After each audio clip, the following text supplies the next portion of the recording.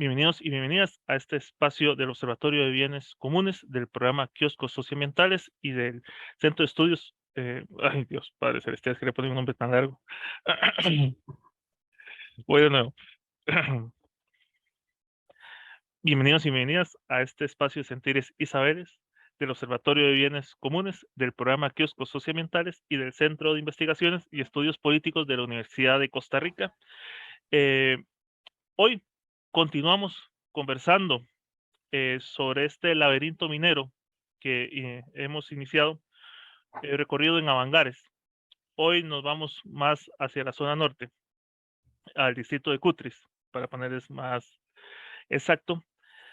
Y Cruzitas, un nombre que ha quedado prácticamente relacionado a minería de cielo abierto. Pero para este recorrido, para todo esto, evidentemente no soy yo el que les va a comentar, no soy yo el que les va a explicar nada de esto, sino justamente tenemos la fortuna de contar con don Josué Arevalo, quien nos ayudará a guiarnos. Pero justamente ella está conectado y más bien aprovechemos el momento. Hola José, ¿cómo estás? Qué gusto tenerte por acá. Hola, Antes ¿qué tal? Antes de empezar con todo esto de minería, cielo abierto y todas estas cuestiones, hay algo que es muy importante, y justamente para aquellas personas que no te ubiquen, que conozcan solo una parte de todo el trabajo que realizas. Si pudieras comentarnos en qué estás haciendo, qué intereses estás manejando en este momento. Hola, ¿qué tal? Gracias por la invitación, Luis, y al programa de kioscos socioambientales. Yo ahorita estoy trabajando en la Escuela de Psicología, donde imparto curso y tengo un TCU que se desarrolla en la comunidad de la CAPRI de San Miguel de Desamparados y tratamos de hacer ahí psicología comunitaria desde una perspectiva de derechos humanos y de inclusión, ¿verdad? A través de procesos socioeducativos. Y bueno, y el otro medio tiempo también trabajo en el Instituto de Investigación y Educación y también de desarrollo proyectos de acción social. Y el otro año voy a iniciar una investigación sobre actitudes hacia la democracia con estudiantes de la escuela de la Facultad de Educación.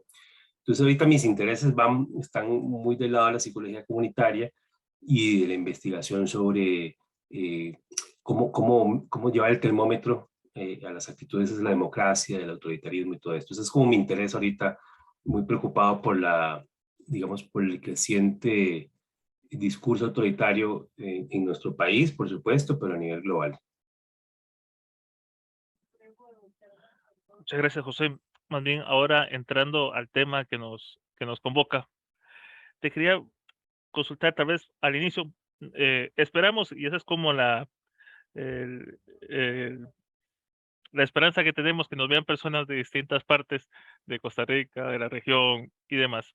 Entonces, quería para ver si nos pudieras ayudar para aquellas personas que no conocen estos dos nombres, San Carlos, Cutri, Zona Norte, si nos pudieras ayudar a ubicarnos dónde está, quiénes habitan ahí, cuáles consideras que son las principales características que tiene esta región.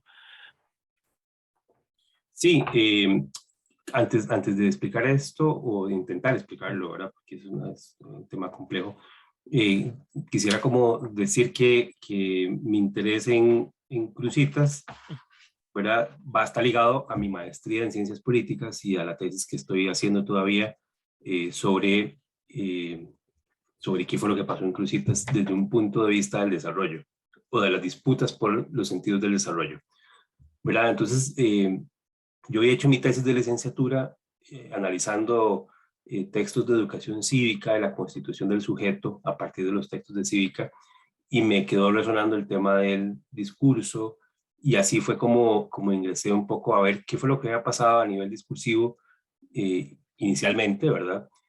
Con Cruzitas. Entonces, bueno, el proyecto de maestría se va transformando hasta que se consolida en un anteproyecto y finalmente en una tesis que espero terminar este año. El caso es que, así es como ingreso yo, digamos, a analizar Cruzitas. Me pareció muy interesante y me preguntaba, lo vamos a abordar luego, ¿verdad? Me preguntaba cómo un proyecto tan localizado eh, en, en, en la zona norte, ¿verdad? Porque Cruzitas queda, como bien vos decías, en Cutis, en San Carlos, ¿verdad? En un espacio, digamos que es muy, muy cercano al río San Juan. Creo que Cruzitas está por lo menos a 1 kilómetro o 2 kilómetros lo más del río San Juan, lo cual hace que la zona sea particular porque digamos que cualquier afectación que haya en esa zona necesariamente se traslada esa afectación al río San Juan y eso hace que se convierta en un problema binacional. ¿Verdad? Sabemos que los nicaragüenses son, digamos, o el gobierno nicaragüense y en general, muy celosos con el tema del río San Juan, ¿verdad? Que el río San Juan es nicaragüense, ¿verdad? De acuerdo a los tratados y como quedó la negociación fronteriza, ¿verdad? Entonces, cualquier cosa que pase en el río San Juan es complicado internacionalmente.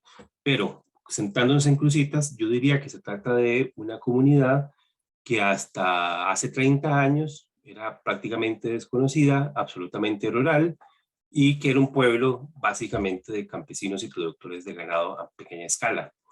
¿Verdad?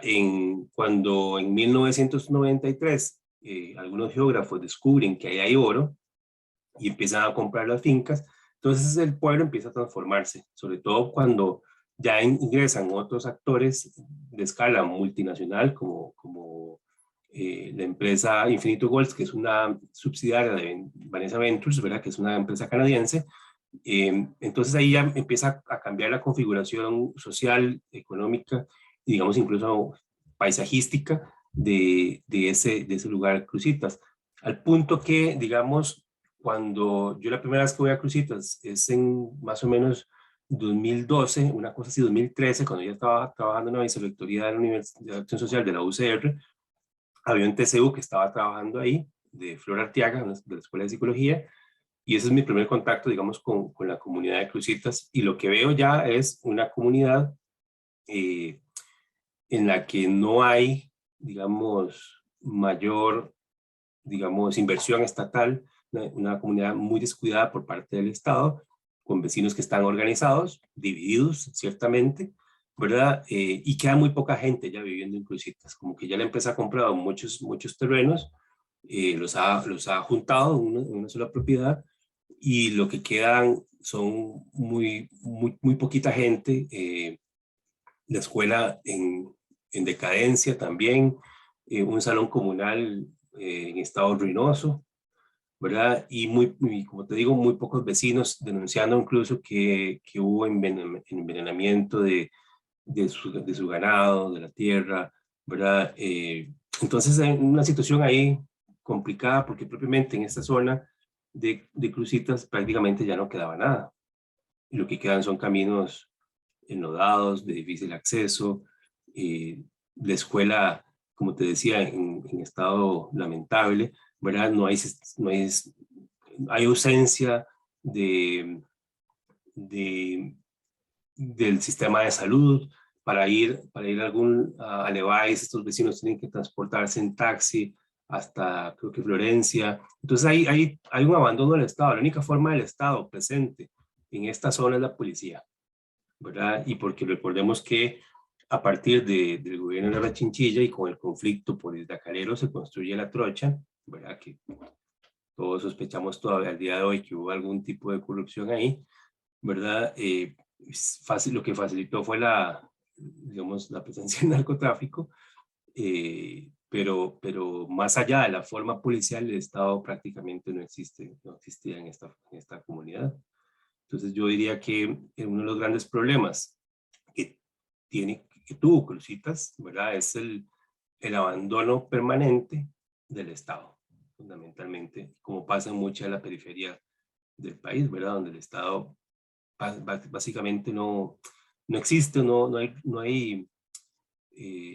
no hay respuesta efectiva de parte de las instituciones, entonces eso refuerza, digamos, que una empresa o una empresa, digamos, legal como Cruzitas, ¿verdad? Pueda instalarse ahí y prometer muchas cosas que el Estado no está haciendo y por eso también de repente es atractiva.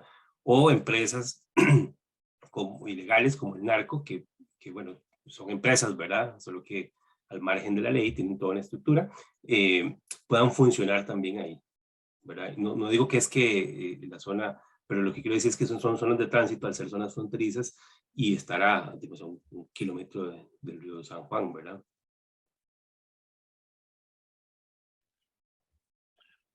José, digamos, normalmente este tipo de conflictos no suceden de la noche a la mañana. Siempre hay una acumulación de algo y una configuración que va a generar, digamos, porque los que vivimos en Valle Central y demás recordamos aquella escena, digamos, aquellas imágenes, creo que eran aéreas, Ujú. de la tala, de ta, ta, ta, pero ese es el pico, digamos, de algo que venía configurándose desde hace más atrás. De casualidad, ¿podrías ayudarnos a ubicar, digamos, ese recorrido hasta llegar, digamos, a ese momento, a cuando Ignacio Santos o era Pilar Cisneros, no me acuerdo cuál de las dos, me acuerdo en Canal 7, pasaron, digamos, estas famosas imágenes y demás. Pero, digamos, ¿cómo llega Infinito, digamos, eh, a esta zona? Eh, digamos, te voy a decir, sé que no es así, pero nada más para, para problematizar, no fue algo de 2 años, digamos, digamos, tiene historia hacia atrás, digamos, la región de Cutris y este tema. Te quería para ver si nos podías ayudar a encontrar esa configuración Sí. que nos da el paso al conflicto. Sí, digamos que esto tiene al menos 30 años, ¿verdad? Como mínimo. Las primeras exploraciones, digamos, se dan más o menos a principios de los años 90 en esta zona de San Carlos y lo hacen geógrafos, no, perdón, geólogos de la Universidad de Costa Rica o graduados de la Universidad de Costa Rica. No fue que la Universidad de Costa Rica los envió, ¿verdad? Sino que la gente graduada de la universidad, que es diferente. Eh, y encuentran oro. Y entonces empiezan a comprar terrenos, ¿verdad? Eh, y luego estos terrenos son vendidos a una empresa que se llama Placer Dome, que también es, si no me equivoco, también es canadiense. ¿Verdad? La Placer Dome entonces empieza a hacer las primeras, eh, digamos, exploraciones, compran una cantidad de terrenos importantes, ¿verdad? Pero ya para el 94, 95, eh, digamos que algunas agrupaciones se incorporan, ¿verdad? Pero los primeros vecinos que alertaron de esto era gente campesina, pero por supuesto nucleados y estaban nucleados alrededor de las comunidades de base de la Iglesia Católica. Esto es muy interesante, ¿verdad? Entonces en el 94, 95 se empiezan a dar las primeras acciones de información sobre la minería. En el 94, digamos, ya se presenta una queja a la Defensoría de los Habitantes porque los permisos en las áreas de exploración eh, ya contaban con legítimos propietarios y había temor a que hubiese daños ambientales. En 95 entonces ya se empieza a organizar la oposición con la asesoría de la ECO, ¿verdad? En el 96 es cuando ya el debate se hace nacional, ¿verdad? Ya académicos, políticos y líderes religiosos debaten sobre la conveniencia de la actividad minera. Y es ahí cuando se crea el Frente Nacional de Oposición a la Minería de Cielo Abierto. En el año 96, ¿verdad? Estamos ya eh, bastante tiempo atrás. Y digamos que durante el 96 y el 97, eh, digamos que el debate se intensificó de forma interesante y muy intensa, ¿verdad? Y la organización local empieza a hacer muchas actividades propiamente en la zona de San Carlos, ¿verdad? En 1997, digamos, se anuncia la fusión de varias empresas que en total van a abarcar más o menos 600 metros cuadrados, que es un montón de terreno, ¿verdad? A través de 33 concesiones que se habían dado, ¿verdad? Que habían iniciado esta gente, estos geólogos. Eh, y digamos que tal fue la presión y la movilización social en San Carlos, en primera instancia, digamos acá, aunque ya la lucha se había nacionalizado, según lo que cuenta eh, Cartagena, Rafa Cartagena en su tesis, que hace un recuento de la lucha contra la Placer Dome en esta primera etapa del conflicto, en el 98 Placer Dome abandona el país y digamos que hay otras empresas que intentan darle continuidad al proyecto. Hasta que, digamos, En el 2001 se otorga una concesión y la concesión se le otorga a la empresa de Industrias Infinito, que es filial de la canadiense Vanessa Ventures, ¿verdad?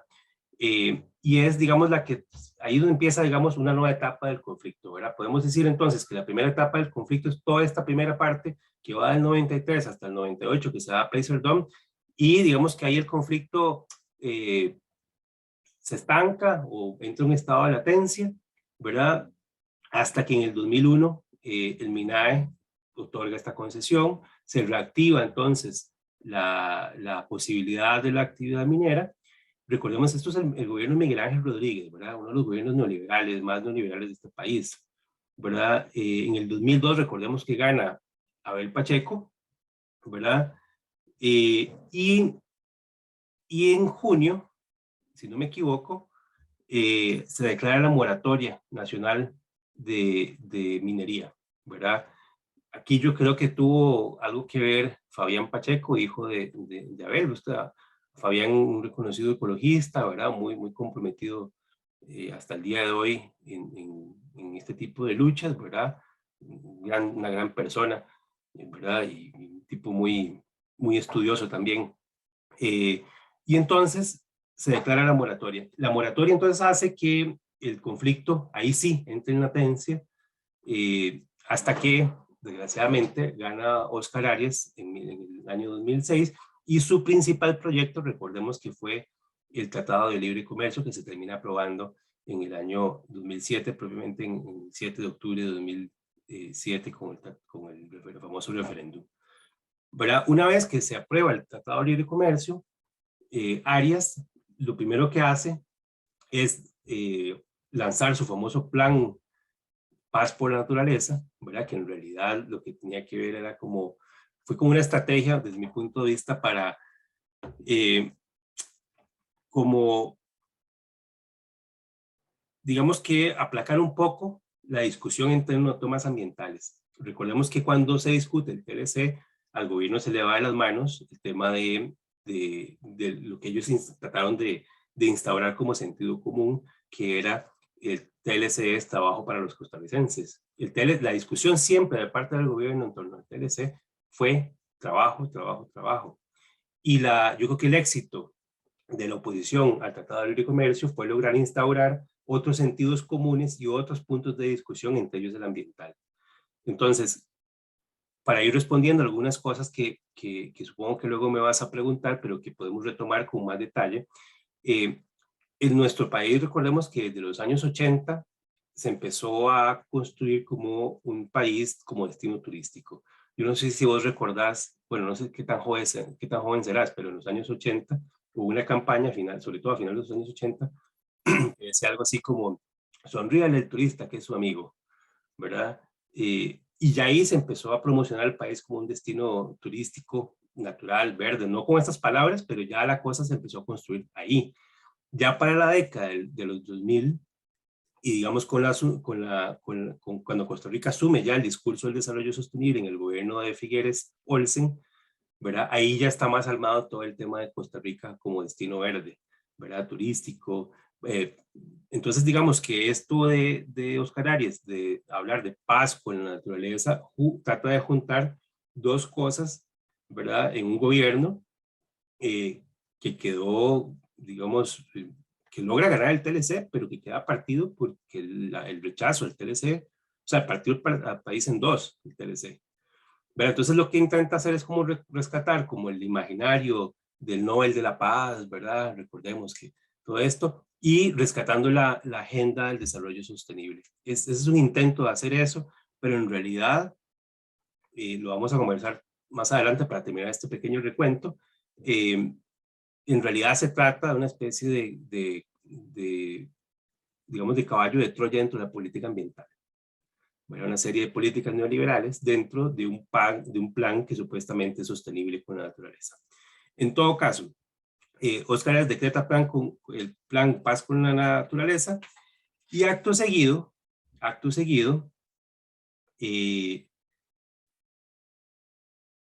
deroga la moratoria, ¿verdad? En el 18 de marzo de 2008.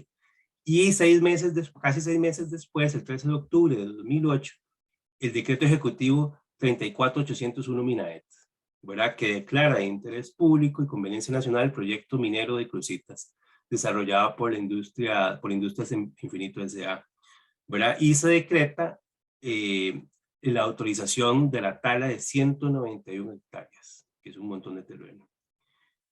Y ahí es donde se reactiva nuevamente el conflicto. Digo, ya esto se veía venir cuando se deroga en marzo el decreto.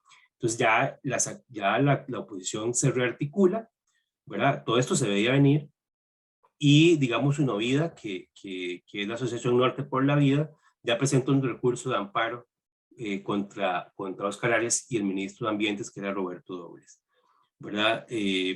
Con el recurso de paralizar las obras, pero 2 años después, la Sala Constitucional declara, digamos, nulidad digamos, declara sin lugar, pues, el recurso.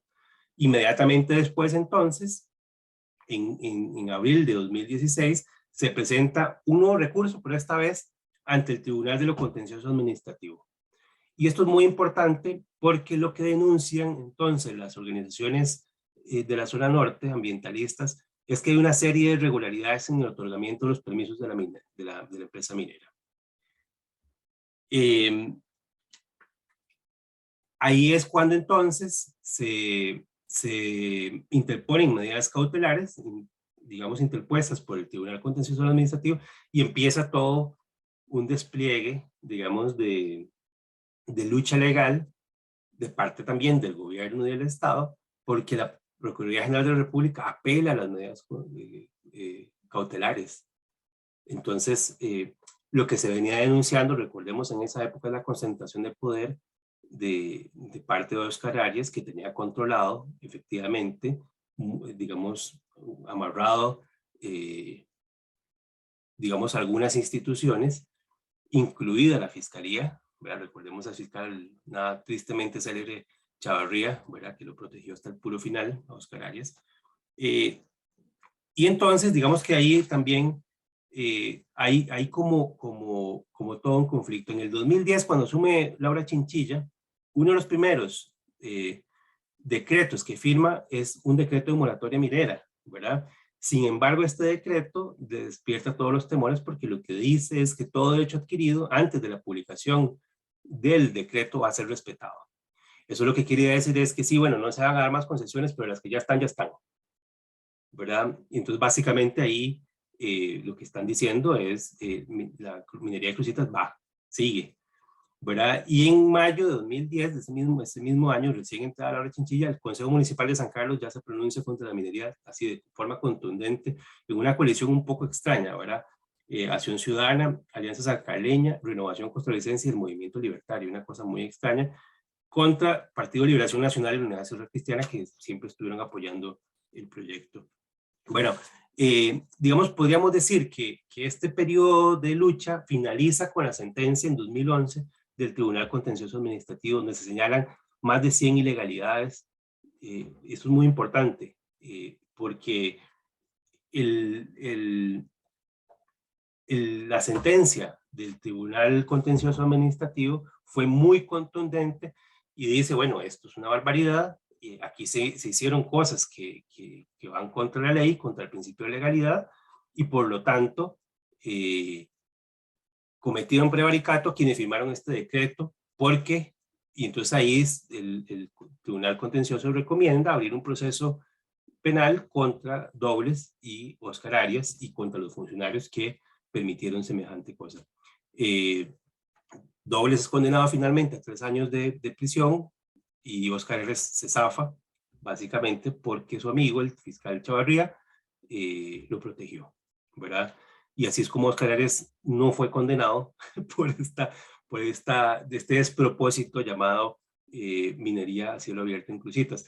Ahí empieza, digamos, ahí termina, digamos, lo que yo llamo esta tercera etapa, ¿verdad? Que es la disputa más intensa, donde el conflicto se nacionaliza e inicia ahora otra etapa, ¿verdad? Que ha sido básicamente la del desastre ambiental en Cruzitas y el litigio internacional que termina siendo desestimado porque la cosa se juzga en nuestro país porque hay ilegalidades, la empresa no tenía por qué demandó, pero ese arbitraje no prospera, básicamente porque ya los tratados lo que dicen es si la cosa se juzgó en un país y además hay ilegalidades, pues no tiene sentido, ¿verdad? Pero sí la empresa amenaza con un montón.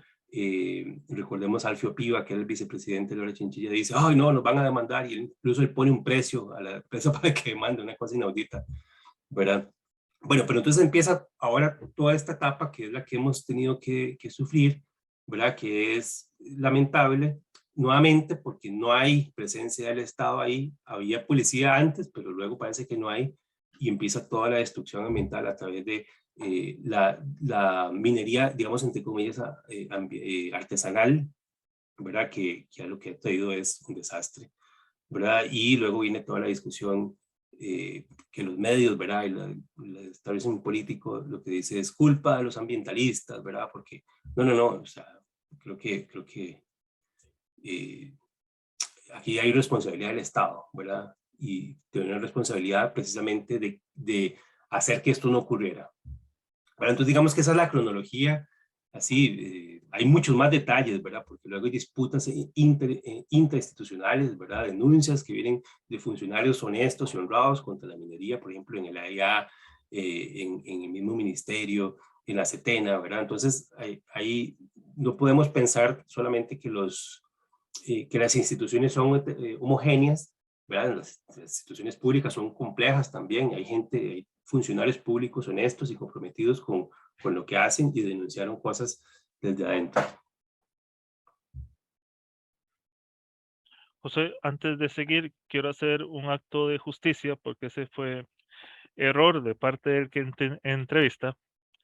Y es que, y para las personas que nos siguen y les va interesando el recuento que José nos va haciendo, algunas de las reflexiones que ya nos ha ido pintando, no recordar, sino indicar de que Josué también publicó un artículo. El Así. oro que contempla a los gusanos, que lo disfruten los humanos. Crucitas y la disputa por el desarrollo en Costa Rica, que precisamente vamos a dejar también el link en la descripción del video para aquellos que quieran descargarlo, pero está publicado por justamente una de las revistas de esta universidad, el Anuario de Estudios Centroamericanos. Entonces hago esa justicia porque eso sí es un error de quien entrevista, no haber indicado ese al inicio, y que muchas de estas reflexiones y parte de las inquietudes que yo le estoy planteando a Josué nacen precisamente de la lectura de ese artículo. Entonces, para hacer esa salvedad y ese acto de justicia que es Sí. más que merecido. Bueno, y haciendo un acto de justicia, yo Sí, diría también que ese artículo fue como la base sí, de mi anteproyecto de tesis. sí. Hoy yo lo escribiría diferente, Oh, digamos. Abordaría diferentes temas, sí, eso siempre pasa, ¿verdad? Pero creo que creo que el artículo sí hace un buen recuento sí, de este conflicto. Ahí planteo algunas cosas, e insisto, yo ahora lo vamos a sí, discutir porque es importante como actualizar algunas sí, cositas, porque, bueno, luego la lectura, el claro. estudio y el desarrollo de la tesis hace que incluso algunas cosas que planteé en ese momento Sí, las piense ahora sí. diferentes. Eso es normal, siempre pasa. Josué, y justamente a partir de ese artículo, te quería consultar una frase que vos planteas que me parece muy interesante, porque tiene mucho que ver y justamente con algo que ya nos marcabas con el paso por la naturaleza y demás, y es esa aparición, surgimiento, y digamos, formulación, configuración de sentidos comunes, digamos, Sí. que se van dando mucho en esto.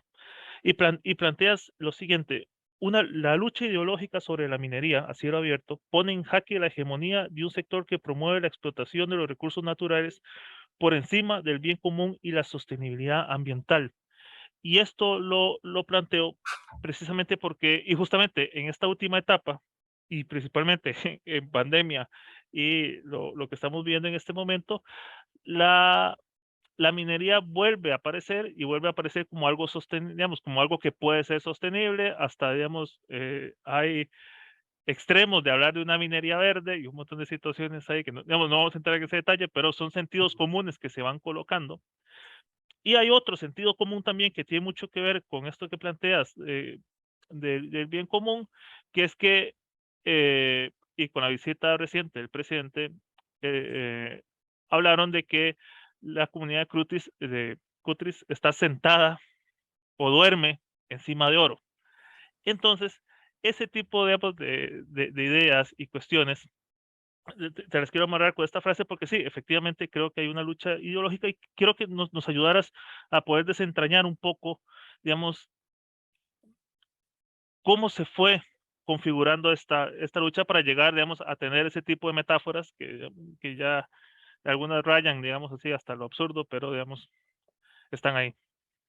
Sí, yo lo que creo es que, y voy a hacer un poco, porque esto, digamos, no es un tema solamente nacional. Mm, Digamos, esta expresión de pensar el desarrollo de forma sostenible dentro de un marco mm, de producción capitalista, ¿verdad? Eh, no es algo costarricense, tiene una expresión costarricense, ¿verdad? Que es muy particular, eh, que es, digamos, parte de lo que intento como investigar en este proyecto de tesis, pero digamos que habría que decir que es una discusión que inicia, si no recuerdo mal, puede ser eh, en los años 50, ¿verdad? Cuando se denomina, digamos, el discurso del progreso, ¿verdad? Que es el discurso que hace sentido a las independencias latinoamericanas, ¿verdad? Frente a la corona española, ¿verdad? Se transforma en desarrollo a partir de un discurso eh, que hace un presidente estadounidense, si no me equivoco, Truman, ¿verdad? Cuando denomina que la misión de los Estados Unidos es llevar el desarrollo a esos países subdesarrollados, ¿verdad? Entonces ahí es donde empieza toda una discusión sobre entonces qué significa el desarrollo y qué tipo de desarrollo. Eh, digamos, esta forma de pensar el desarrollo como progreso capitalista, digámoslo así, eh, recordemos que es el fin de la Segunda Guerra Mundial, ¿verdad? Hay una disputa geopolítica en el marco de la Guerra Fría, ¿verdad? Entonces, toda esta idea de desarrollo es la que va a predominar en la segunda mitad del siglo XX y que va a ir mutando conforme se incorporan en ese debate los países latinoamericanos y, digamos, del tercer mundo, ¿verdad? Digamos, es los pensadores latinoamericanos, podemos mencionar a Enrique Leff, entre muchos otros, los que empiezan a cuestionar el concepto de desarrollo, ¿verdad? Y empiezan a hablar de otras formas de pensar el desarrollo que sean ecológicamente sostenibles. Frente a esa reacción de los países latinoamericanos y que hay discusiones muy apremiantes del Club de Roma, donde ya se marcan los límites de desarrollo en el año 72, donde se dice, bueno, suave un toque, no podemos crecer, o sea, el desarrollo no es infinito, porque el planeta no es infinito, tenemos un problema finito, y si seguimos con este ritmo, esto es insostenible. Entonces ya, imagínense, desde el año 72 se empieza a señalar que puede haber una posible crisis ambiental, y sin embargo los países del primer mundo no afrontan esto, ¿verdad? Dentro de la lógica de crecimiento y de competencia de la Guerra Fría, y los países latinoamericanos y del tercer mundo lo que empiezan a cuestionar es decir, bueno, un momento, ustedes están planteando ahora que no es sostenible este nivel de desarrollo, pero ustedes se han desarrollado a costa nuestra, y ahora aquí no quieren que nosotros también nos desarrollemos y que tengamos ese mundo digamos, de abundancia que ustedes tienen. Entonces ahí empieza toda una disputa por el tema del desarrollo con un grupo que dice, bueno, un momento, es que no se trata de ingresar a niveles de consumo, se trata de ver cómo hacemos para que el mundo no se autodestruya a través del consumo. Y digamos que en esa discusión, en ese tránsito, se adopta, digamos, la idea de un desarrollo sostenible, que tiene que ver con una idea de que sí, pues el capitalismo puede adaptarse, ¿verdad? Siendo verde y tomando algunas medidas, ¿verdad? Para, para, que, para incluir a todo el mundo. Eh, al final de cuentas, podríamos decir sin ninguna duda que el discurso del desarrollo sostenible es una reacción frente a las críticas al desarrollo que se empiezan a gestar desde los años 70 y 80 con mucha fortaleza en América Latina, ¿verdad? Y nuestro país ingresa en esa discusión a mediados de los años 90, tal vez un poco antes, pero a nivel, digamos, cuando ya se hace más evidente con el gobierno de Figueres Olsen, es en los años 90 cuando Figueres ya empieza a adoptar el desarrollo sostenible como política de Estado para ingresar en el concierto de las naciones y todo esto.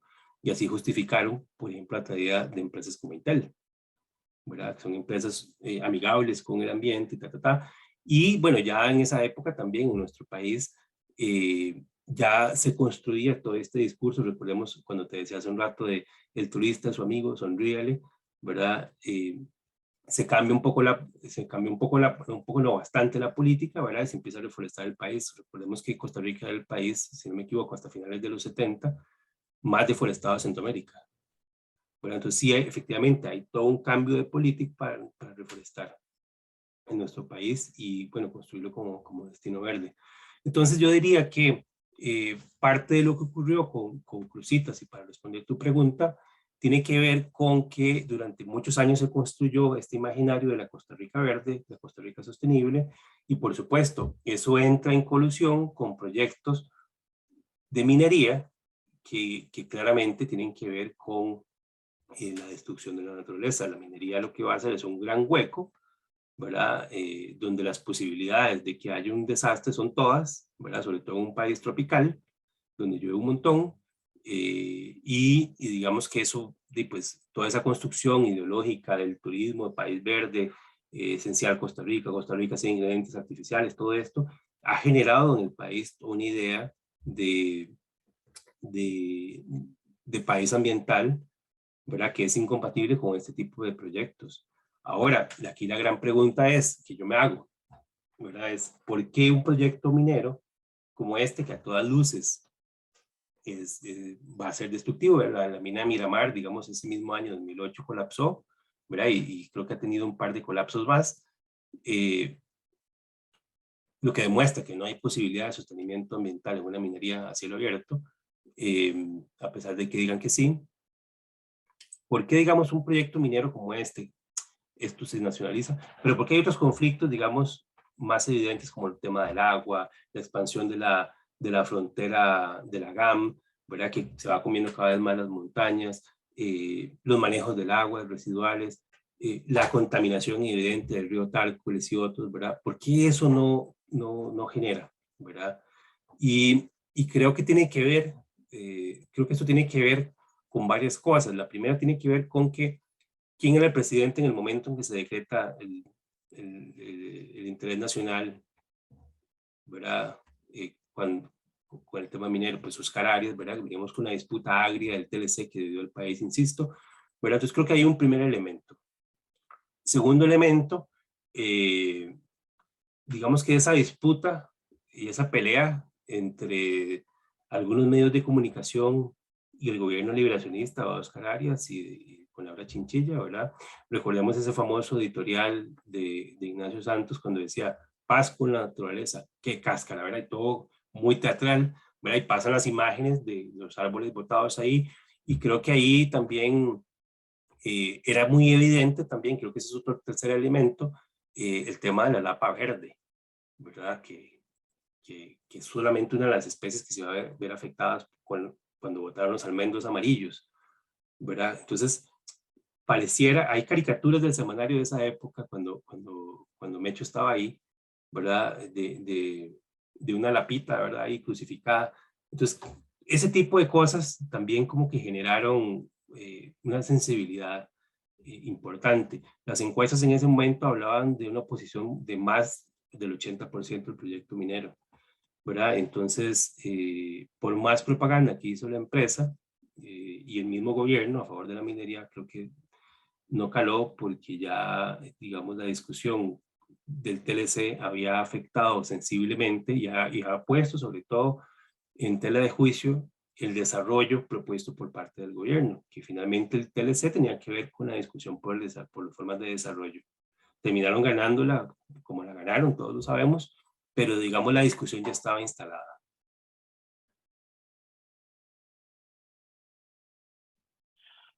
Para aprovechar justamente ahora que planteabas la parte de modelos de desarrollo, en el artículo también haces dos reseñas que me parecen importantes porque tienen que ver con esa reconfiguración que se viven en los 80s, que se viven en los 90s, y, y también condiciones que se dan en los 2000s, y que tienen un nombre eh, que es que al menos es gracioso porque, digamos, quienes lo consensan no somos la mayoría, sino es en otros lugares donde se consensan las cosas.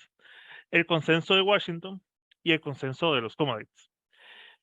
Quería consultarte, digamos, y evidentemente no quisiera abusar de tu tiempo, pero sí que nos ayudaras a encontrar las continuidades en estas dos reconfiguraciones, digamos, que Ujú. se sufren en los 80s y que se sufren en los 2000s, y que evidentemente tienen un impacto directo sobre la sociedad costarricense y sobre sobre la situación de la que estamos hablando.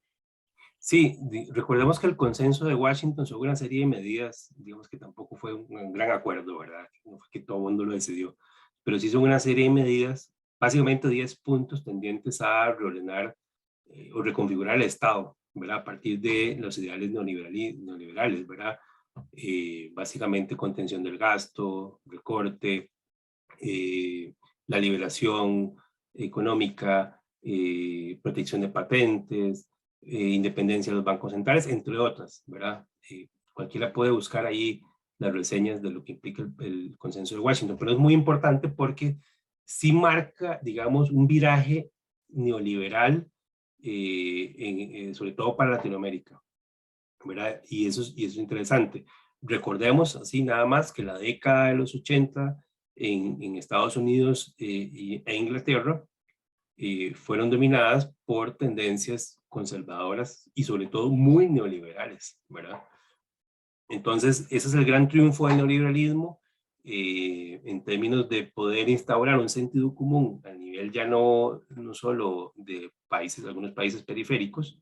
Pero recordemos que en el 73 el neoliberalismo se impone a través del golpe de Estado en Chile, ¿verdad? Las ideas neoliberales fueron marginales durante la primera parte del siglo XX y digamos el periodo que va antes del golpe de Estado de Chile eran ideas marginales, ¿verdad? Y Estados Unidos las logra implementar en algunos países a través de la violencia de los golpes de Estado. El desarrollo del neoliberalismo es desigual, digamos, en el mundo y va a tener diferentes expresiones, va a tener, digamos, expresiones locales en cada uno de los países. En fin, el caso es que el triunfo de Reagan y de Thatcher en Estados Unidos y el Reino Unido lo que se hacen es exportar las ideas neoliberales y, digamos, genera un cambio cultural importante, ¿verdad? Porque no solo son las políticas económicas, sino que hay toda una concepción de ser humano ligado al tema neoliberal, ¿verdad? Es el empresario de sí mismo, el individualismo, la competencia, perenne, ¿verdad? Este egoísmo, ¿verdad? Aquello de la sociedad no existe, solo el individuo, somos un conjunto de individuos que compiten entre sí para beneficiarse a sí mismos, pero que ese beneficio a sí mismo va a tener consecuencias, digamos, en términos del beneficio hacia los otros. Así, caracterizándolo mucho y muy en resumidas cuentas. Entonces, lo interesante es que, nuevamente, eso va a tener expresiones locales, ¿verdad? En nuestro país, esa expresión viene acompañada de la naturaleza, ¿verdad? El discurso verde, eso es muy paradójico, pero resulta entonces que en el caso concreto de Costa Rica, todo el discurso neoliberal y el discurso, o más bien el discurso verde, es el caballo de Troya de las políticas neoliberales, ¿verdad? Y puede vehiculizar esas políticas neoliberales. Esto es muy interesante y es una idea que desarrolla Alfonso Villalobos, Andrés León en varios artículos, ¿verdad? Y que es muy interesante entrarle. Eso es, digamos, algo que tengo que todavía profundizar en mi proyecto de investigación, pero estoy en eso. En todo caso, el Consenso de Washington entonces viene a reconfigurar la política pública y cultural, sobre todo en los países latinoamericanos. Y por otro lado, el consenso de los commodities viene digamos, como que a ubicar la explotación de la naturaleza y digamos, darle un papel particular a los países latinoamericanos, ¿verdad? Entonces podemos hablar de una fase extractivista donde es todo, digamos, toda la primera parte oleada de privatizaciones en Latinoamérica, ¿verdad? Que dejaron en empresas transnacionales la explotación de los recursos naturales que más les llamamos recursos naturales, ¿verdad? En Latinoamérica. Y luego tenemos una segunda fase que podemos llamar neoextractivista, que se da con los gobiernos progresistas latinoamericanos, ¿verdad? La diferencia con esta primera fase tiene que ver con que en esta primera fase la explotación, la exploración es absoluta, descarada, y casi que sin ninguna oposición o digamos sin dejarle apenas ganancias a los países que dieron estas concesiones. En la segunda etapa, cuando hablamos ya de neoextractivismo, de lo que estamos hablando ahora son los gobiernos progresistas tomando el control de todas esas empresas y sí, digamos, explotando los recursos naturales, pero la diferencia es que, digamos, o más impuestos o las ganancias van directamente ahora a fortalecer los sistemas de salud, de educación y, digamos, reforzar un estado de bienestar, que eso fue lo que ocurrió en la época de los 2000. Y ahí es donde, digamos, yo haría una reescritura de ese artículo en términos de que nosotros ni siquiera llegamos a la fase de neoextractivismo, nosotros estamos en la fase de extractivismo todavía, porque ni siquiera, bueno, el gobierno era Oscar Arias, ¿verdad? Nada más neoliberal que Oscar Arias de la Chinchilla, y bueno, y ahora Carlos Alvarado. Entonces, digamos, esa idea neoliberal de la explotación de los recursos, no es nueva, es lo que toma es un nuevo impulso, ¿verdad? A partir de cambio cultural que se viene produciendo en nuestro país y la profundización de las políticas neoliberales, y una educación, digamos, que no tiene, o sea, en la cual no hay formación política, digamos, crítica.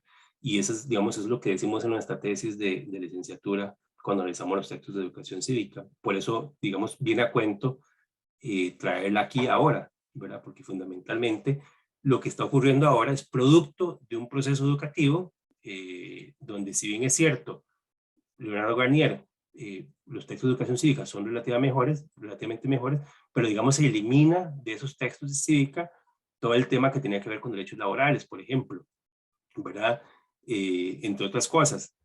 Y hay una serie, un cero, digamos, no hay criticidad ahí, a pesar de que se suponía que los textos de educación cívica, ética, estética y ciudadanía iban a hacer eso, ¿verdad? Entonces, lo que estamos viendo en este momento es el resultado precisamente de esa formación política e ideológica, yo diría neoliberal, desde los centros educativos, ¿verdad? Y que nos impide ahora simplemente poder poner críticamente, hacer una mirada crítica, digamos, ahora a lo que está pasando ahora. No es solamente esto, es una serie de factores, ¿verdad? En la que podemos pensar eh, que el Estado va fallando, ¿verdad? Y va fallando por las mismas contradicciones del neoliberalismo, y lo que hacemos es buscar salidas autoritarias. Chávez es una de esas salidas autoritarias, ¿verdad?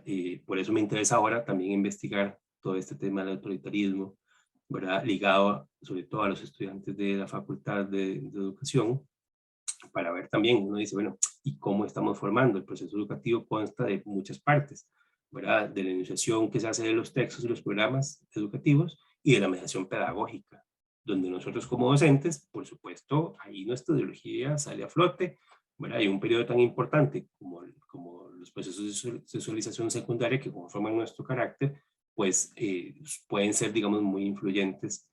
Y los evangélicos lo saben muy bien, ¿verdad? Entonces, me interesa mucho estudiar eso precisamente por eso, para ver cómo también se va configurando un poco y desde dónde se va configurando. No como un factor, como un solo factor, pero sí como uno más que va sumando. Bueno, entonces, tratar de cerrar la pregunta, yo diría que la crisis económica venimos atravesando hace tiempo, las crisis económicas se saldan de varias formas, ¿verdad?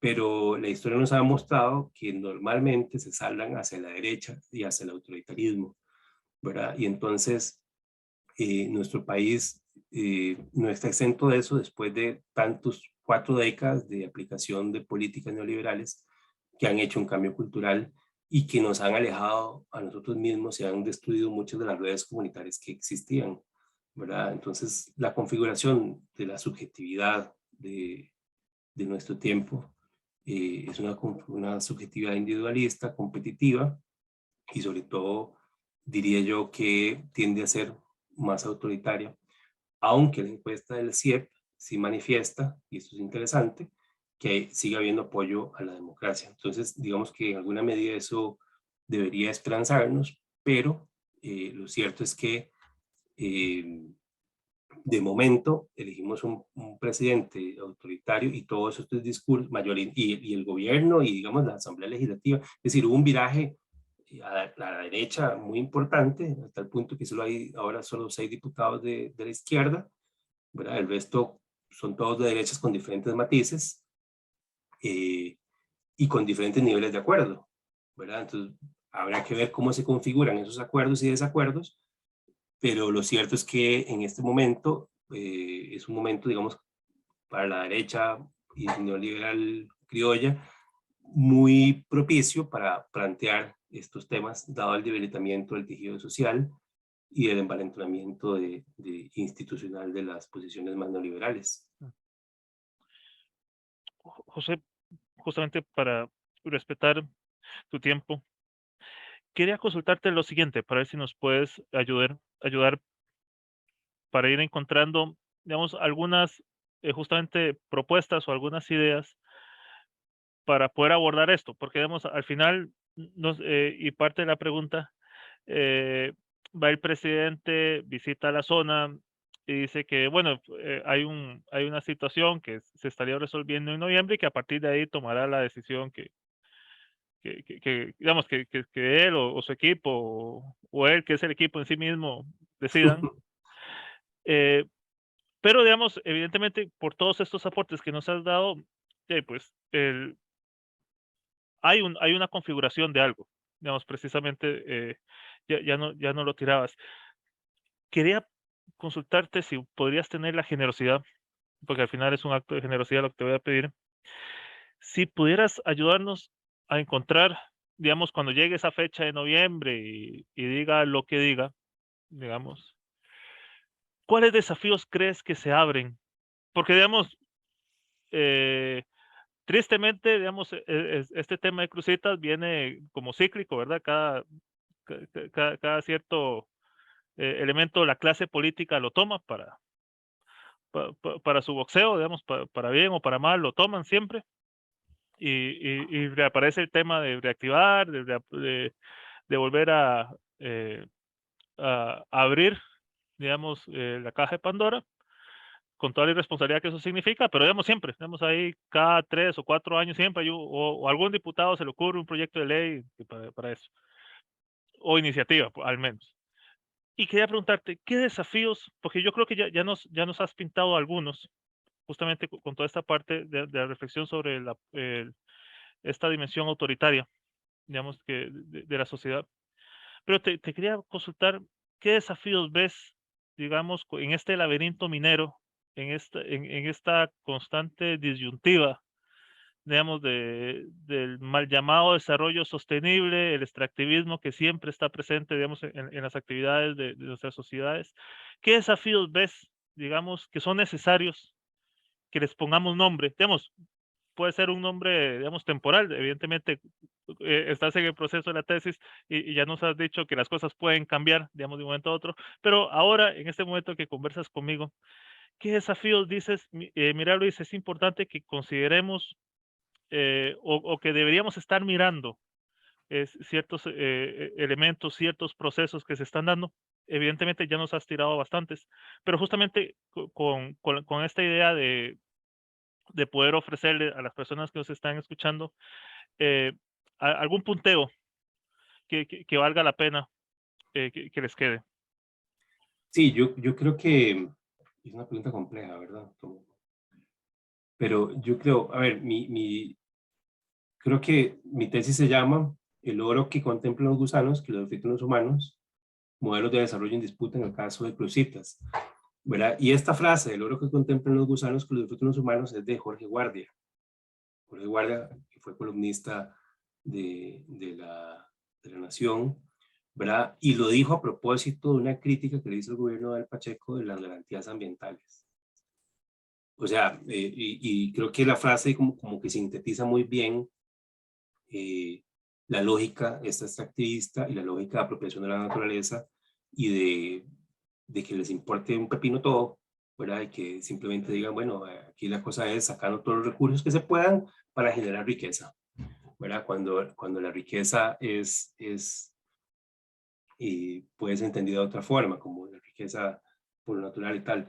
Yo creo que las asociaciones de vecinos desde los años 90 la han tenido muy clara, ¿verdad? Y creo que es algo que deberíamos como rescatar por dos razones. Primero, porque tiene que ver con una concepción de la vida distinta, que tenía que ver además con una concepción espiritual de la naturaleza y su valor, ¿verdad? A partir de lo que une la tierra y lo que significa la tierra como forma de vida y de producción, realmente, digamos, podemos llamarla sostenible, en el sentido de no es una producción industrial, sino es una producción a pequeña escala que permitía la sobrevivencia. Y creo que esa forma de, de pensar la sobrevivencia debería como repensarse un poco en el sentido de, en este momento, por ejemplo, que estamos viviendo un proceso de cambio climático que nos va a llevar a una crisis ambiental sin ninguna duda, en medio de una guerra en Europa donde además se recrudecen las tensiones entre China y Estados Unidos,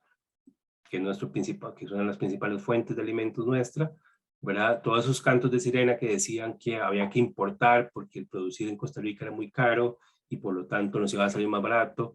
No es cierto, no, primero no fue cierto porque este país es carísimo.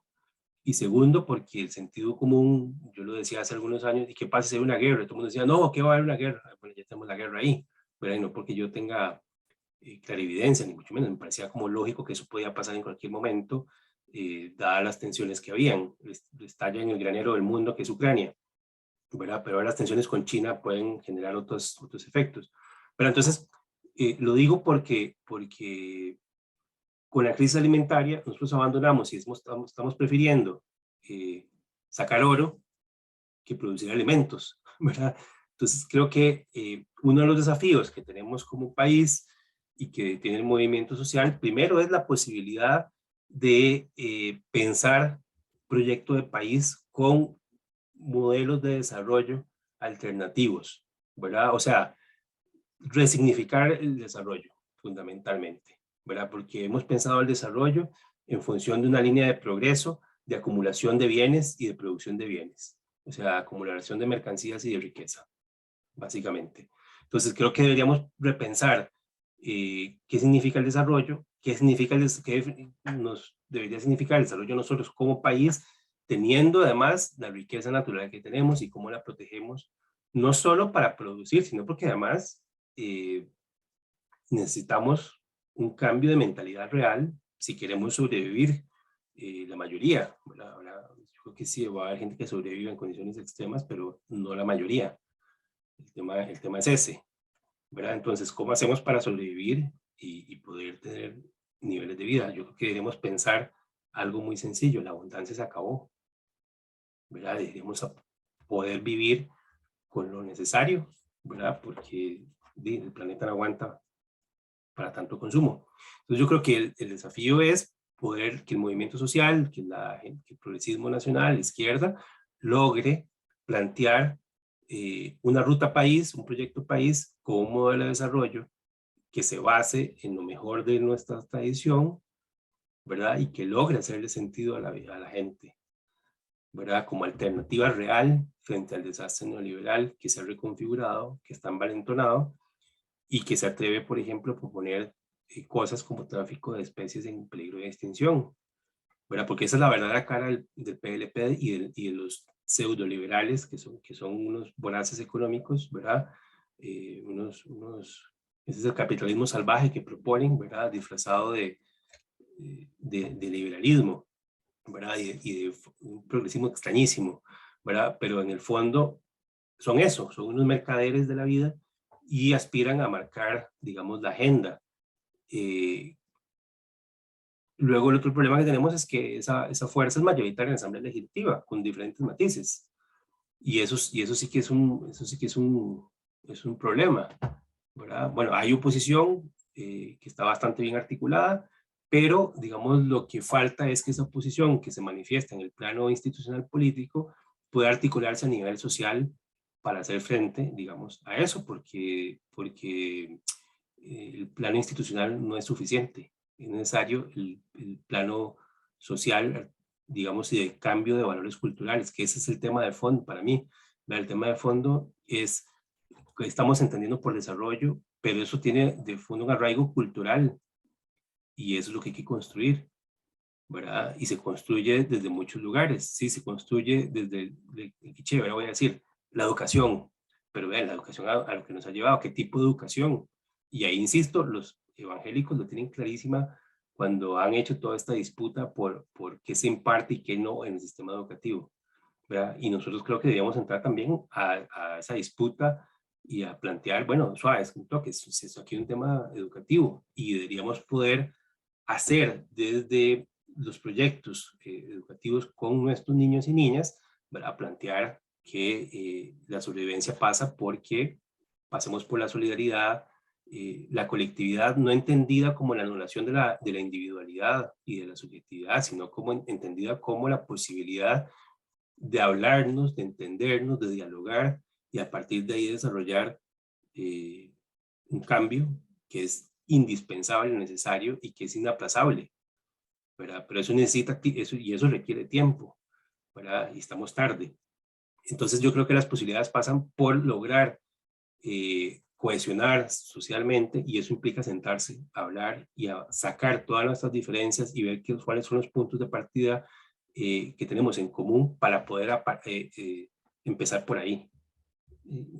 Aparcar un poquito las diferencias y poder ver qué es lo común que tenemos para arrancar de ahí y crear un proyecto país. Yo no veo otra solución más que tener un proyecto país y resignificar la idea de desarrollo, las nociones de desarrollo, para que sean realmente ya ni sostenibles, para que sean realmente acordes con el cuidado y la regeneración de la naturaleza. No hay otra forma. Y bueno, ¿qué pueda pasar en noviembre? Me preguntabas. No sé, este gobierno es una caja de Pandora, ¿verdad? Yo creo que este gobierno ha ido construyendo una narrativa que es muy efectiva, que no les va a durar, no les va a alcanzar 4 años, en algún momento se va a desinflar, pero puede pasar cualquier cosa porque al final de cuentas este gobierno es un gobierno de una élite, digamos que comillas emergente, que está peleada con, con grupos de poder y que lo que quiere y lo que está haciendo es como integrarse a los buenos negocios que se han estado perdiendo durante todos estos años con una voracidad increíble, ¿verdad? Entonces yo creo que es como una repartición de tajadas, una reacomodo de los trozos de la tajada que se van a comer, ¿verdad? Y creo que el pulso es ahí. Yo lo que me temo es que siendo Rodrigo Chávez un tipo tan egocéntrico, tan emocional a la vez, y es que en el momento en que el bono y la luna de miel se acabe con sus fans, eh, eh, se acabe esto y no sepa cómo manejarlo y saque a la policía a golpear a gente. Cuando ya la crisis realmente empiece, cuando los precios de los alimentos realmente empiecen a subir y esto se vuelve manejable. Yo espero que eso no ocurra, pero es lo que me temo que va a ocurrir, ¿verdad? Porque Chávez tiene muchas similitudes con la forma en que se maneja Trump también. Eso me ha parecido. Entonces me preocupa muchísimo lo que pueda pasar. De aquí a noviembre o un año, de aquí a noviembre con el tema minería no sé qué va a pasar, la verdad. Lo cierto es que sí hay presión social y todavía hay arrestos sociales como para hacerle frente a esto. Lo demostraron que el PLP se haya tenido que retirar, hayan tenido que retirar la propuesta, demuestra que sí, efectivamente hay un resabio y que hay una sensibilidad ahí importante con temas ambientales. Y yo creo que el tema minero, y eso es como parte de la pregunta de investigación que todavía no logro como responder con seguridad, ¿verdad? Y es porque el tema minero es tan sensible. tal vez porque es muy evidente el nivel de destrucción, puede ser, ¿verdad? Pero yo creo que eso todavía está instalado en el imaginario, ¿verdad? Popular, y que la oposición a la minería creo que va a ser grande, aunque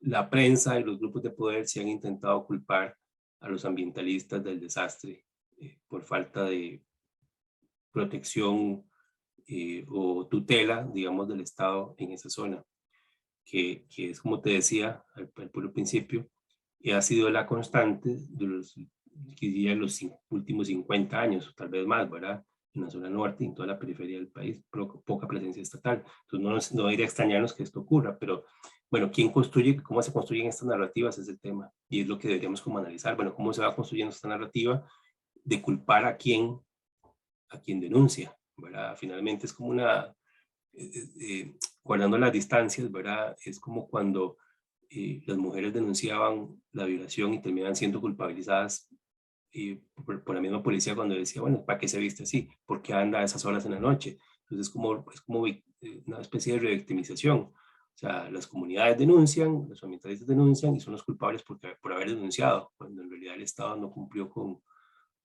lo que tenía que hacer.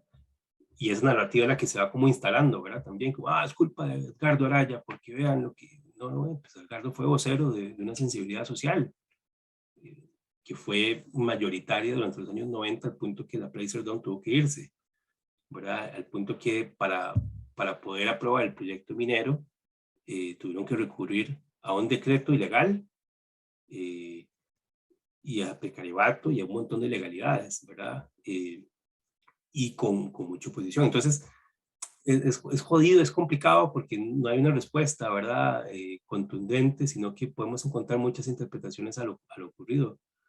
Y eso yo creo que es lo más interesante de analizar un proceso como este. Y como te digo, el artículo fue escrito hace un par de años. Hoy lo cambiaría muchísimo, ¿verdad? Solo la cronología creo que dejaría igual, ¿verdad? Porque creo que sí está muy bien construida, pero digamos, la interpretación creo que va a variar mucho con todos estos elementos que más o menos he delineado por acá y que quiero profundizar, sobre todo cómo se construyó ese discurso del desarrollo sostenible. Estaba viendo aquí notas y parece que lo que me decía Andrés León, que es el director de tesis, dije Alonso Villalobos, es Alonso Ramírez, quien ha estado trabajando todo el tema del discurso verde y el desarrollo sostenible en Costa Rica. Y lo que estaba viendo ahorita, que me encontré las notas, es que puede ser que haya un punto de inflexión que sea el año 1977 con la ley forestal, ¿verdad? Que precisamente la ley forestal es la que hace que se reforeste el país y el cambio se empieza a ver a finales de los 80, ¿verdad? Cuando ya los arbolitos y la protección ambiental creo que está más consolidada. Entonces es como interesante eso y creo que sí hay que darle como que hacer una reconstrucción, digamos, creo que más tranquila, porque nos explicaría muchísimas cosas de lo que luego pasaron. Y sin ninguna duda, para comprender el presente y poder interpretar el futuro hay que ir para atrás. O sea, no hay de otra, ¿verdad? Porque el pasado configura y reconfigura y configura. Lo que reconfigura es la interpretación que hacemos de ese pasado, pero sí el pasado configura lo que estamos viviendo. José, agradecerte muchísimo el tiempo y quería hacerte una pregunta por asalto para aprovechar un poco, porque muchas de las reflexiones que nos has dado me hacen pensarla y es un poco aprovechar la excusa porque al final, como te comentaba en distintos momentos, es un espacio de diálogo, de conversación, de sentires y saberes. Y la idea es poder invitar a aquellas personas que nos aguantaron hasta este momento de vernos y demás, a que continúen esta conversación en sus espacios, ya sea sus iglesias, sus aulas, sindicatos. Estoy siendo muy ambicioso, pero digamos, con todos los sectores ahí que nos puedan llegar a escuchar. Y quería, si nos, es un ejercicio creativo, es si nos puede regalar algunas preguntas para que estas personas que nos están viendo, que aguantaron valientes hasta acá, puedan tomarlas y llevárselas. Pero es nada más la pregunta, no Sí. no ocupamos mayor cosa, Y te quería plantear un escenario en particular que me parece muy importante y por la reflexión que nos has ido llevando, creo que nos aportarías muchísimo en ese sentido, y es que este gobierno aparenta para muchos sectores ser inelegible. Siempre hay como medio extraño, medio camaleónico, algunas cosas bien, otras cosas mal, y como que se juega en esos claros oscuros de posiciones. Podrías, digamos, y esto es, puedes decir que no, Luis, no estamos para esto, pero digamos, aprovecho que estás acá. ¿Podrías regalarnos preguntas para poder interpelarnos cuando vemos estas puestas en escena digamos, de Rodrigo Chávez y demás?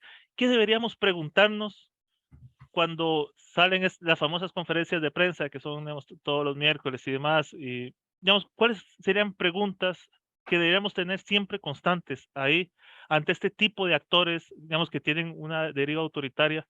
¿Cuáles crees que deberían ser, digamos, ese tipo de preguntas que siempre deberíamos tener en ejercicio, que deberían ser como esa gimnasia que debemos tener siempre cuando escuchamos estos discursos y estas narrativas? Ujú.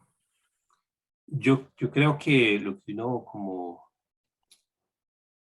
debería tener presente es que en esas conferencias de prensa hay una puesta en escena, ¿verdad? Y lo que deberíamos preguntarnos es siempre eh, a quién se está atacando y por qué, ¿verdad?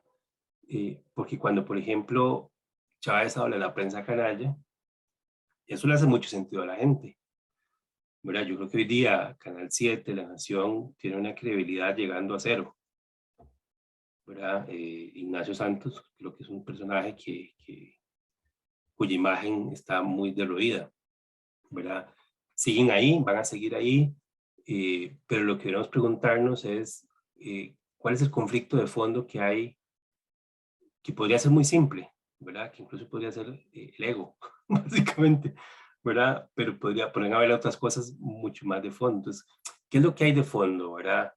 ¿Por qué hacia dónde va este personaje, verdad? Sobre todo lo otro que hay que ver, si uno ve, por ejemplo, la encuesta del CIEP es muy interesante porque dice, bueno, el principal obstáculo del gobierno para gobernar la Asamblea Legislativa. Bueno, en los primeros meses de la Asamblea Legislativa, el presidente era el que llevaba la iniciativa y sin embargo los proyectos que llevó eran nada importantes. Entonces, ha culpado a la Asamblea Legislativa a pesar de que él podía poner proyectos ahí en la corriente legislativa importantes a discusión de fondo, pero básicamente no los tiene. Entonces, yo lo que veo es como una estrategia, no estoy haciendo una pregunta, ¿verdad? Nada más estoy diciendo como lo que veo es una estrategia de distracción, ganando tiempo, mientras conforma un proyecto que no tiene, ¿verdad? Porque fundamentalmente el problema de este gobierno es que no tiene proyecto, ¿verdad? Que tienes una idea y creo que Chávez no sabía que después de tanto tiempo estar fuera del país, el país es el que es el caos que es, ¿verdad? Administrativamente y políticamente. Eh, entonces creo que por ahí este, está la cosa. Ahora, yo sí me preguntaría, y es una pregunta que creo que deberíamos hacernos, lejos de decir, es que los seguidores, porque esto lo hicimos hace 4 años cuando Fabricio Alvarado casi gana, y dijimos, no, es que esta gente es tonta, son unos fanáticos, y creo que esa interpretación es muy facilista, muy simplista, no explica nada. Es decir, las personas que le votaron a Chávez, lo que deberíamos preguntarnos es, ¿por qué le votaron? ¿Qué movió a este tipo para poder ganar una elección de esta forma? ¿Verdad? ¿Qué sentidos comunes se activaron ahí? Y deberíamos hacerlo con absoluta seriedad, con toda seriedad, sin los prejuicios de decir, es que son una horda de machistas. Posiblemente haya mucho de eso, pero también deberíamos pensar que este país viene buscando, sobre todo las periferias, la periferia del país viene buscando desde hace mucho tiempo como respuestas. Nada más, recordemos, si uno agarra como indicador, ¿verdad? No más, ¿verdad? Porque esto es más complejo que eso, los resultados electorales de este siglo y lo que empieza a ver es como una configuración. En el TLC, en la votación del TLC, recordemos que Punta Arenas y Limón, bueno, votaron menos, pero ahí ganó el no. en Guanacaste estuvo muy ajustado. ¿Verdad? Pero ve qué interesante que luego en el 2010 el movimiento libertario queda segundo. Siempre Liberación Nacional queda primero en esas zonas. El movimiento libertario queda segundo en Guanacaste, Limón y Punta Arenas. Y ve qué interesante que para el 2014 es el Frente Amplio. Para el 2018, Fabricio Alvarado, que se sostiene en algunas provincias, pero luego emerge Chávez. ¿Qué interpretación puede hacer uno de esto? Que esa periferia del país viene buscando una respuesta política al abandono que hay. Entonces, yo creería que lo que deberíamos estar viendo es buscar en todas esas zonas la molestia que hay con el Estado para poder leer este tipo, ¿verdad? Para poder leer a este gobierno. Porque sí, efectivamente la gente quería un cambio, ¿verdad? Ahora, lamentablemente, ese cambio, como te decía, en tiempos de crisis y con un gobierno de PAC que golpeó tanto a las clases populares, con el plan fiscal y con una serie de políticas y el manejo de la pandemia y todo esto, ¿verdad? Donde mucha gente quedó abandonada, sin tocar a las grandes fortunas de este país, ni la evasión, ni la corrupción, sino más bien alimentándola. La pregunta entonces es, bueno, ¿qué pasa con todo ese enojo? ¿Verdad? Ese enojo lo que hizo fue hacer un viraje aún más a la derecha y aún más autoritario. La pregunta es ¿por qué? Y creo que en esa búsqueda, solo viendo los resultados electorales, ahora si uno se pone a ver el nivel de malestar y las protestas que han habido durante todos estos años, la presentación del narco, de las iglesias evangélicas, uno se puede dar, entonces empezar a dar una respuesta de por qué llegamos a la situación y uno puede empezar a leer a este gobierno a partir de eso, creo yo. Bueno, esa sería como mi recomendación, en lugar de enojarse uno con los troles que ven en redes y todo esto y ese fanatismo que a veces especie, ese nivel de violencia, preguntarnos por qué, quiénes son y qué es lo que ha creado todo esto.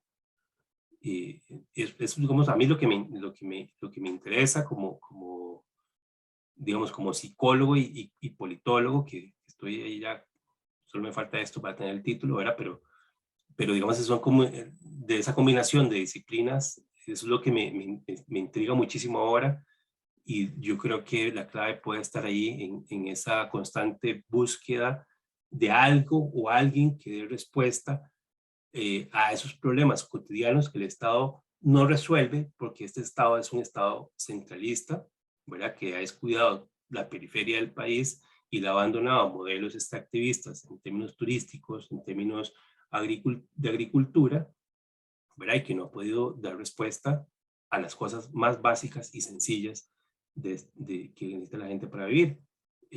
Educación, salud, acceso a los servicios y poder vivir tranquilamente. Y eso los gobiernos de liberación, de la unidad y ni del PAC lograron, digamos, satisfacer. Todo lo contrario, más bien han profundizado la desigualdad y la explotación natural y laboral de la gente, y creo que eso es lo que hace insoportable, y desgraciadamente luego con la configuración cultural neoliberal tenemos una salida hacia la derecha. Esa es como mi interpretación y esa sería como la provocación, más que pregunta, una provocación que haría y lanzar algunas ideas que yo creo que pueden dar algunas claves que pueden ser debatibles, por supuesto, ¿verdad? Pero que por lo menos podrían iniciar un pequeño debate para que pensemos cómo llegamos hasta aquí y sobre todo cómo salir de esto y salir, digamos, con un proyecto de país, con un modelo de desarrollo, insisto, que cuestione el actual, que sea realmente alternativa, pero sobre todo que nos ponga en diálogo, ¿verdad? Y para dialogar hay que sentarse a pensar, a estudiar, y no digo estudiar académicamente, sino digamos estudiar en el sentido de pongámonos a hacernos preguntas, ¿verdad? Y a dialogar con nosotros. José, ¿qué más que puedo decirte? Que gracias. Gracias No, por más tu bien a tiempo. vos y a ustedes, Kioscos, Ah, por la oportunidad de conversar. Ojalá que a la gente se le haga interesante estas reflexiones así muy al aire, ¿verdad? Porque ah, de repente íbamos a hablar eh, de muchas cosas, eh, pero creo que la conversación nos llevó por otro lado eh. y bueno, creo que estuvo interesante. Así que, Luis, muchas gracias y al programa de Kioscos por la invitación. No, gracias a vos y como decimos por acá, hasta la próxima. Cuídate mucho. Hasta luego. Hasta luego.